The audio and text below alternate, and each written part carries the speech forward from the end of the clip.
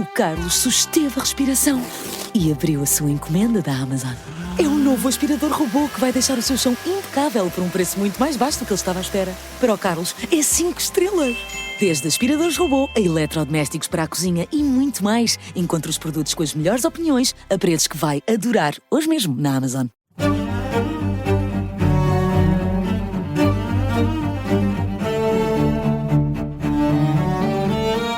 Este é o Querido Líder, o podcast da Rádio Observador dedicado à liderança, com Jorge Medeiros, consultor, e Milton de Sousa, professor na Nova SBS. São os nossos especialistas residentes, têm uma grande experiência na área da formação de executivos. Os nossos episódios abrem sempre com o sim chefe, não chefe. Olhamos sempre para uma personalidade e hoje vamos olhar para um senhor conhecido como Ray Dalio. Raymond Thomas Dalio, um homem de enorme sucesso nos negócios e um dos 50 maiores filantropos nos Estados Unidos, tem uma fortuna daquelas avaliadas em milhares de milhões de dólares e de euros, claro. E como sempre, também temos um tema central neste episódio. Vamos falar de personalidade. Haverá uma personalidade talhada para liderar ou qualquer personalidade pode adaptar-se a liderar? É uma dúvida que vamos deixar mais para a frente. Eu sou o Ricardo Conceição e este é o Querido Líder. Bem-vindos, Jorge Medeiros e Milton de Sousa. Olá, Ricardo. O Milton de Sousa é Viva, professor Ricardo. E consultor na Nova SB. O Jorge também dá aulas e é professor e é consultor também. Vamos aqui ao nosso primeiro segmento, o sim chefe ou não chefe, e hoje falamos de Ray Dalio, fundador e co-presidente da Bridgewater Associates. Nasceu e cresceu numa família de classe média nos Estados Unidos, tornou-se numa das pessoas mais bem-sucedidas do mundo, faz parte da lista dos 100 mais influentes do mundo, ganhou muito dinheiro, assim, toneladas de dinheiro, é um dos 50 maiores filantropos dos Estados Unidos, tem um livro em que explica o seu método, Princípios para o Sucesso, é o nome do livro. Jorge, este senhor Raymond Thomas Dalio merece-te um sim chefe ou um não chefe? Como sempre, e isto nem de propósito com o tempo. Não vou dizer, mas vou focar no comportamento e não na pessoa, porque aí estaríamos a fazer uma generalização. Mas há aqui vários comportamentos, eu vou focar-me apenas num deles. Transparência. E o Ray Dalio é conhecido por ser absolutamente radical na transparência, que é uma coisa muito difícil na liderança. Portanto, se nós perguntarmos a quem nos ouve qual é o grau de exigência que tem nas pessoas que o rodeiam de o contrariarem na sua opinião e de discutirem consigo, provavelmente, imagino que não haja muitos. Portanto, esta ideia da transparência radical, ele pede feedback e pede a todos que têm feedback em tempo real, fez isto não durante toda a vida, no início da carreira, ele teve uma epifania, mas eu decidi trazer aqui um exemplo que é conhecido, que é o exemplo de uma reunião que ele teve e nesta reunião recebeu um e-mail depois da reunião e o e-mail diz assim: Ray, tu mereces um D-. O D- é aquela nota mínima para passar. Abaixo disso é o chumbo, não é? Tu mereces um D- pelo teu desempenho na reunião de hoje. Não preparaste nada e não há forma de tu seres tão desorganizado. Portanto, é porque não preparaste as coisas de futuro. Nós pedimos-te que tomes algum tempo para preparar a reunião e, eventualmente, se for necessário, eu posso ir ter contigo e ajudar-te a aquecer o pensamento, mas não podemos deixar isto acontecer outra vez. Se tu, de alguma forma, achares que a minha perspectiva está errada, por favor, pergunta aos outros ou podemos falar sobre isto. Nota importante, às vezes fala-se deste e-mail, é que este e-mail foi com o conhecimento, não foi um e-mail só para o rei, foi um e-mail com conhecimento para todos os outros. E o rei fomenta isto. E o rei não aceita conversas de corredores e diz às pessoas: se vocês não dizem as coisas na cara e andam nos corredores, se eu vos apanho a fazer isto mais do que, não sei, 2 ou 3 vezes, vocês correm o risco de ir Temos para a o caldo entornado. Temos o caldo entornado. Milton. Sim, é um caso muito interessante. Este conceito de transparência radical, como ele defende, é um conceito que não é para os mais frágeis, mais vulneráveis, se calhar. É preciso ter um certo estômago para lidar com isto, não é? Eu, se calhar, acabei por ficar vacinado porque com uns 14 anos nos Países Baixos trabalhar todos os dias com este modelo de transparência, de sermos muito diretos e frontalidade, embora se calhar não tanto neste extremo, de certa forma aprendi a apreciar também esta transparência, porque evita montes de problemas, evita a rádio alcatifa, evita as teorias da conspiração e permite mais rapidamente tomar decisões. E, portanto, concordo 100% que esta transparência acho que contribui imenso para aquilo que é o trabalho na organização.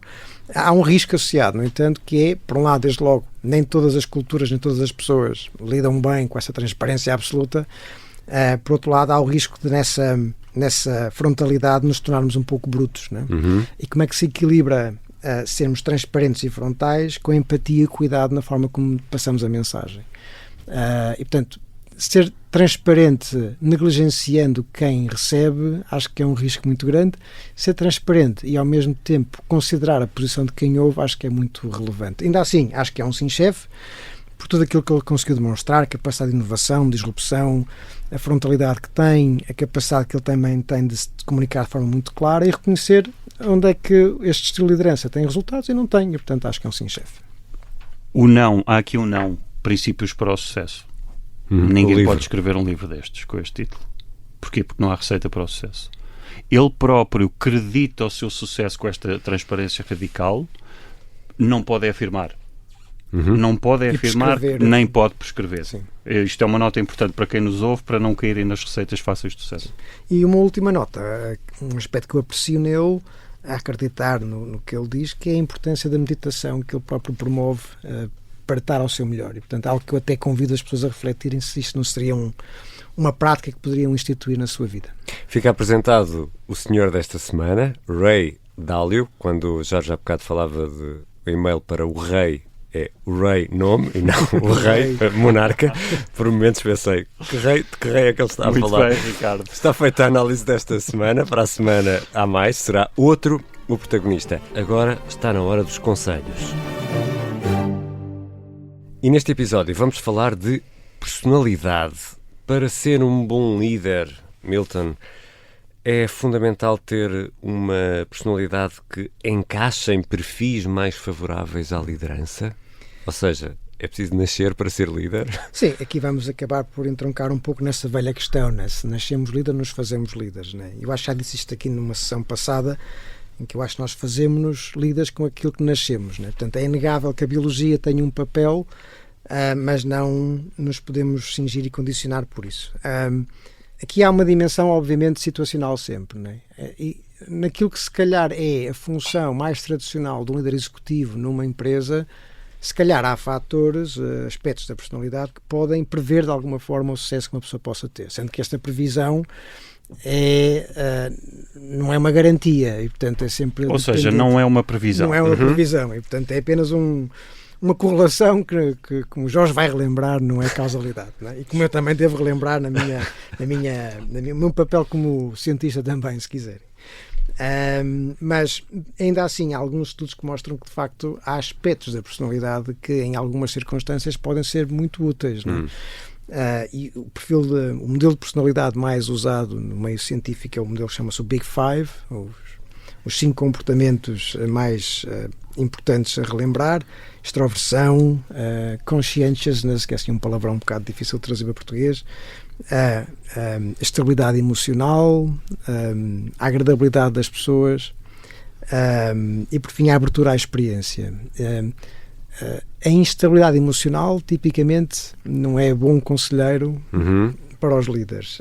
A extroversão depende muito das circunstâncias e das situações. Há até um conceito muito interessante que é a ambiversão, que é a capacidade de uma pessoa conseguir navegar entre estes dois comportamentos, por vezes mais introvertido, por vezes mais extrovertido, e alguns estudos aparentemente mostram que esta ambiversão pode ser importante para os líderes. E por outro lado, a abertura para a experiência, cada vez mais no mundo em permanente mudança, provavelmente é capaz de ser uma boa ideia. A agradabilidade depende de muitos fatores, portanto não é fácil determinar se é bom ou se é mau para a liderança. Jorge, há pessoas que nascem líderes ou não? Isso já falamos aqui sobre isto. Isso era a teoria do grande homem, que eram os predestinados, nascem assim. mas depois, na evolução do estudo da personalidade e da liderança, houve uma versão mais ligeira disso, que é a versão analisar os traços de personalidade. Portanto, se há traços fixos, mas retiraram aqui a componente do predestinado, ou seja, se quem tiver estas características se pode ser líder. E esta ideia do Big Five, isto começou nos anos 30 com um indivíduo da Universidade de Harvard a ter a paciência de peneirar um dicionário para catalogar tudo o que tem a ver com a emoção, cognição e comportamento. Portanto, chegou a uma lista de mais de 4.000 palavras. Não dá para estudar nada. Então o que é que ele fez? Analisou, fez um procedimento estatístico de análise fatorial. Antes disso, ele próprio fez a sua análise e chegou a 16 dimensões. Depois, houve alguém que disse, bom, não são 16, são 3 e o Big Five vem dessas 3, isto foi sendo construído. Há aqui vários temas. Continuamos, obviamente, a falar de correlação. Há aqui algumas correlações, alguma associação entre a extroversão e o sucesso. Mas, atenção, correlação, por favor, não há forma de tirar causalidade. E um dos problemas, acho eu, um dos riscos, quando falamos aqui, é que falamos do Big Five e quem tiver curiosidade vai ver o Big Five e vai começar a olhar para as outras pessoas de acordo com o Big Five. Por favor, não façam, porque já há empresas de recrutamento e empresas que recrutam pessoas com base no Big Five, no MBTI, no DISC e essas coisas todas. Se encaixam naquele... Não! Não. Isto é absolutamente acientífico. Nota rápida.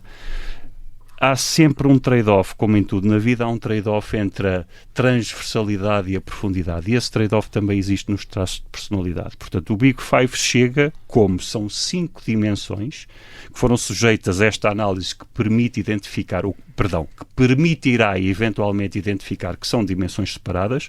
As pessoas podem ter dimensões umas independentes das outras, mas cada um deles é um saco com muitas dimensões. E, portanto, quando se diz a extroversão está associada à liderança, mais uma vez correlação, estamos a falar de quê? Estamos a falar de extroversão, de iniciativa, de assertividade, tudo isto, e há muitos mais adjetivos que cabem aqui e não conseguimos saber porquê, portanto não há relação de causa e efeito. Então deixa-me, se não há aqui qualidades, há defeitos essenciais para ser um bom líder mas mesmo ou não? isso, já agora dar aqui uma nota, até porque há pouco ainda disse da questão da estabilidade emocional. E podemos dizer que, de forma genérica, uma pessoa que é instável emocionalmente, se calhar não será bom líder. Mas pensemos num caso como Elon Musk. Pensamos num caso como Elon Musk.